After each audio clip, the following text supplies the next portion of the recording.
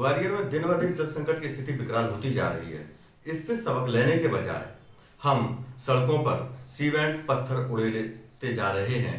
विकास ये किस तरीके का विकास है? जल संवर्धन के मामले में इस कहीं पर भी कोई उम्मीद दिखाई नहीं दे रही। क्या ग्वालियर को दक्षिण का केप टाउन या भारत का सिलिकॉन वैली बनाने की ओर हम लोग अग्रसर हैं?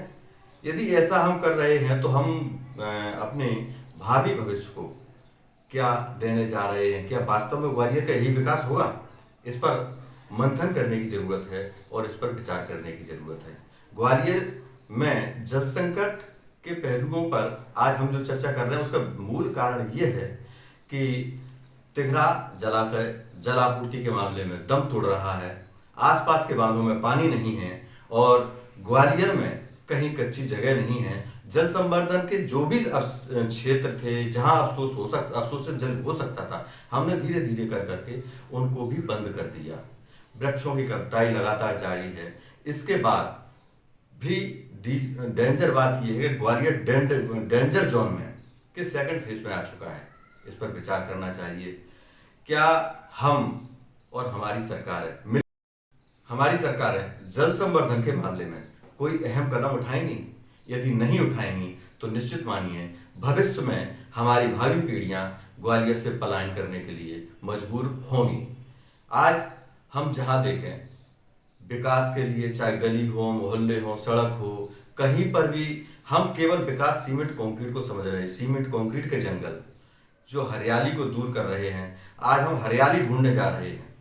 लेकिन जो हरियाली हमारे पास थी, जल स्रोत हमारे पास थे, हमने उनको नष्ट कर दिया।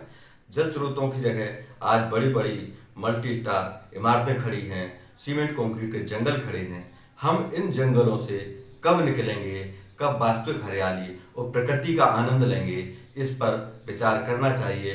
और अपनी भावी भविष्य के लिए क्या हम इसी तरह की सौगात देंगे कि वो ग्वालियर से पलायन हो? यदि नहीं तो हम सबको उठ करके इस सीमेंट कंक्रीट की जुगलबंदी को बंद करना होगा और शहर ही नहीं अपने आसपास के इलाकों में जल संवर्धन के लिए उठ खड़ा होना होगा। और किसी एक की जिम्मेदारी न बनाते हुए हमें इसे अपने कर्तव्य में शामिल करना होगा और कच्ची भूमि पर वृक्ष लगाएं, जल संवर्धन के स्रोत बढ़ाएं। दूसरा एक विषय इसमें और भी जोड़ना चाहूंगा कि हमारा पड़ोसी राज्य यूपी, यहाँ सीमेंट कंक्रीट लगभग ना के बराबर है। वहाँ पेवर से या ईंट जो मिट्टी की बनी होती है उससे सड़क मार्ग बनाए जाते हैं ताकि जल जमीन में अवशोषित होता है। उल्टा हमारे यहाँ हर कहीं सीमेंट कंक्रीट जो कि भूजल के लिए सबसे खतरनाक है, या यूं मान लें कि जैसे इंसान के लिए कैंसर जहरीला है, ठीक उसी तरीके से सीमेंट कंक्रीट भूगर्भ के लिए जहरीला है। और हमारा जो जल स्तर गिर रहा है, शहर का जो जल स्तर गिर रहा है, वो इस चीज की ओर चीख चीख कर प्रमाणित भी कर रहा है कि जल संवर्धन बहुत आवश्यक है और भूजल दिनों दिन नीचे गिरता जा रहा है। उम्मीद है कि हमारे रहनुमा शहर की आबो हवा और शहर की भावी पीढ़ियों के लिए इस ओर कदम अवश्य उठाएंगे। धन्यवाद।